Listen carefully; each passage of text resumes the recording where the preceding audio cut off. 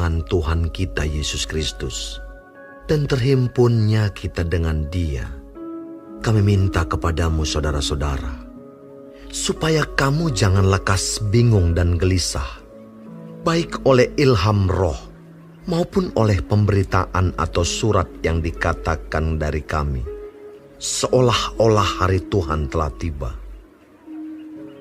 Janganlah kamu memberi dirimu disesatkan orang dengan cara yang bagaimanapun juga. Sebab sebelum hari itu, haruslah datang dahulu murtad, dan haruslah dinyatakan dahulu manusia durhaka yang harus binasa, yaitu lawan yang meninggikan diri di atas segala yang disebut atau yang disembah sebagai Allah. Bahkan ia duduk di bait Allah dan mau menyatakan diri sebagai Allah. Tidakkah kamu ingat bahwa hal itu telah kerap kali kukatakan kepadamu ketika aku masih bersama-sama dengan kamu? Dan sekarang kamu tahu apa yang menahan dia, sehingga ia baru akan menyatakan diri pada waktu yang telah ditentukan baginya. Karena secara rahasia kedurhakaan telah mulai bekerja, tetapi sekarang masih ada yang menahan. Kalau yang menahannya itu telah disingkirkan, pada waktu itulah si pendurhaka baru akan menyatakan dirinya. Tetapi Tuhan Yesus akan membunuhnya dengan nafas mulutnya dan akan memusnahkannya kalau ia datang kembali.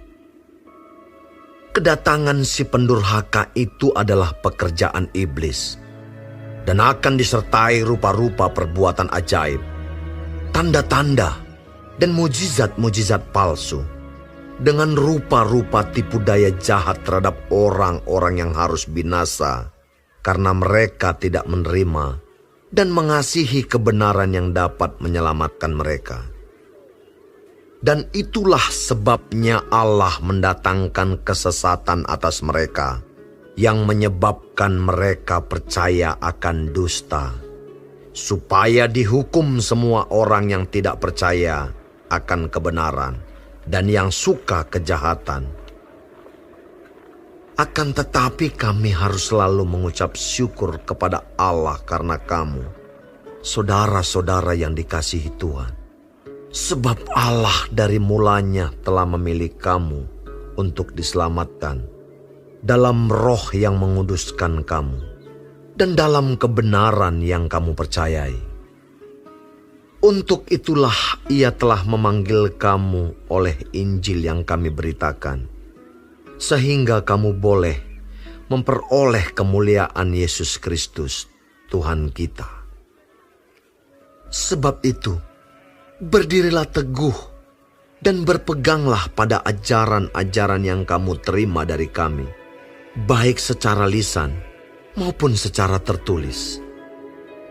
Dan ia, Tuhan kita Yesus Kristus dan Allah, Bapa kita, yang dalam kasih karunia-Nya telah mengasihi kita, dan yang telah menganugerahkan penghiburan abadi dan pengharapan baik kepada kita, kiranya menghibur dan menguatkan hatimu dalam pekerjaan dan perkataan yang baik.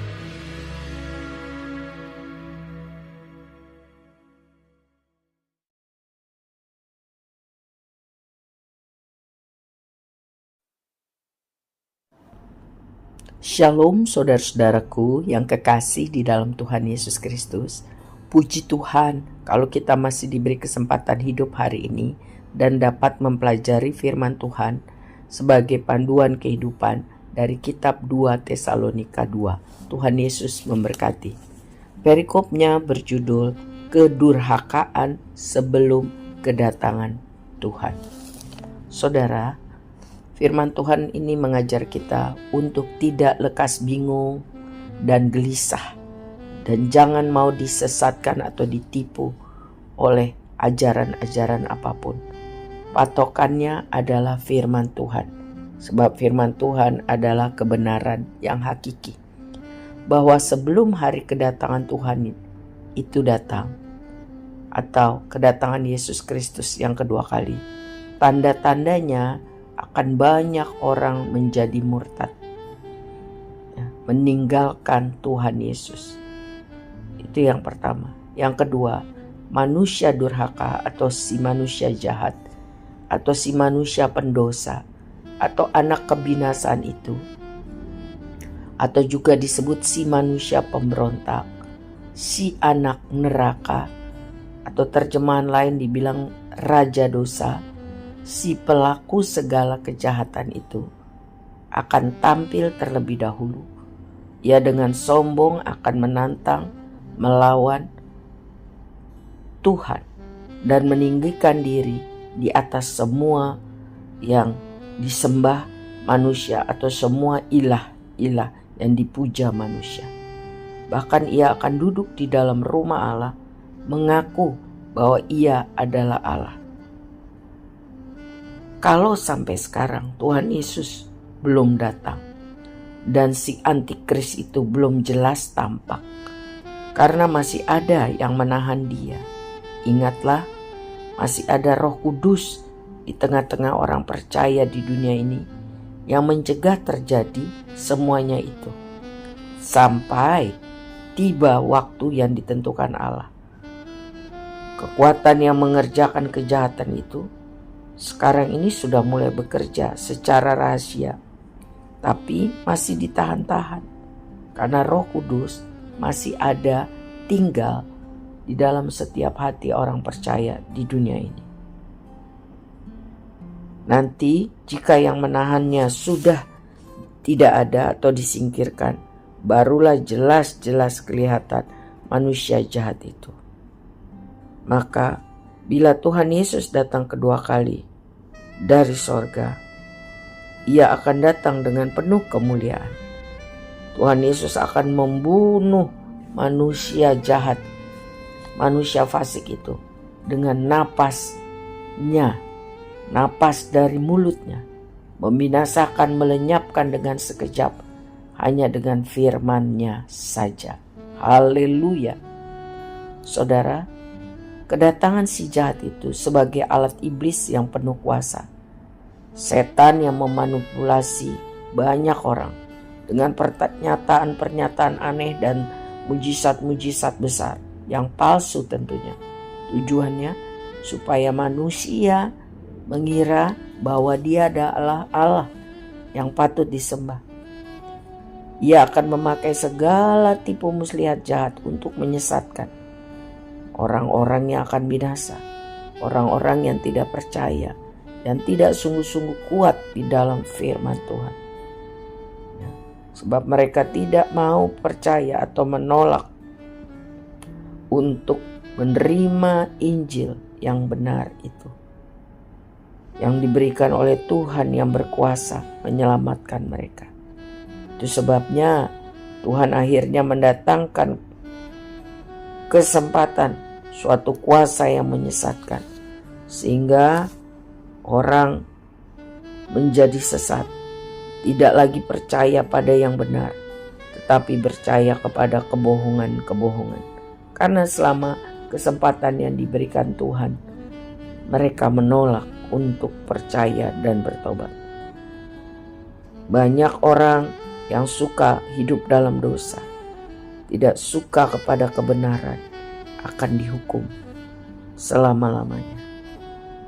Paulus berkata, dia dan rombongannya bersyukur kepada Tuhan karena jemaat di Tesalonika dikasihi Tuhan. Tuhan telah memilih kamu untuk diselamatkan. Karya keselamatan itu adalah karya Roh Kudus. Karena seseorang beriman atau percaya kepada Injil, kebenaran firman Tuhan. Roh Kudus terus memproses agar umat Tuhan hidup dalam kekudusan, hidup dalam kesucian, seperti yang Tuhan mau. Rasul Paulus mengingatkan bahwa orang percaya telah dipanggil Tuhan, Injil telah diberitakan, biar dinikmati keagungan kemuliaan Tuhan bagi orang yang sungguh-sungguh percaya dan mengasihi Tuhan.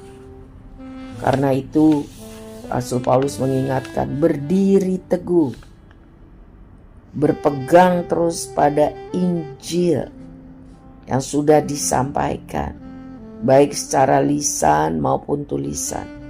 Dan semoga Tuhan menghibur, menguatkan, ya, sehingga orang percaya dapat mengerjakan kehendak Tuhan dan memberitakan Injil.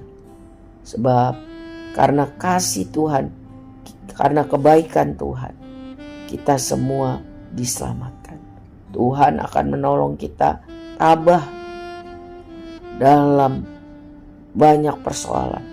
Hidup tetap memiliki pengharapan yang indah dalam Tuhan.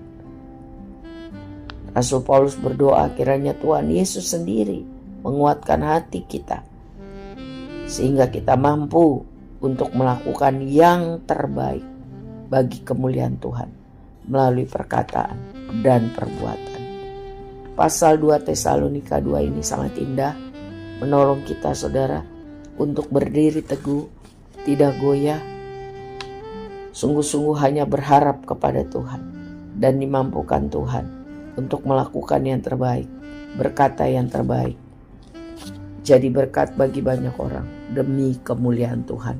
Sementara kita menunggu kedatangan Tuhan yang kedua kali datang tiba, biar kita semua kedapatan percaya, taat dan setia. Amin. Tuhan Yesus menolong kita semua.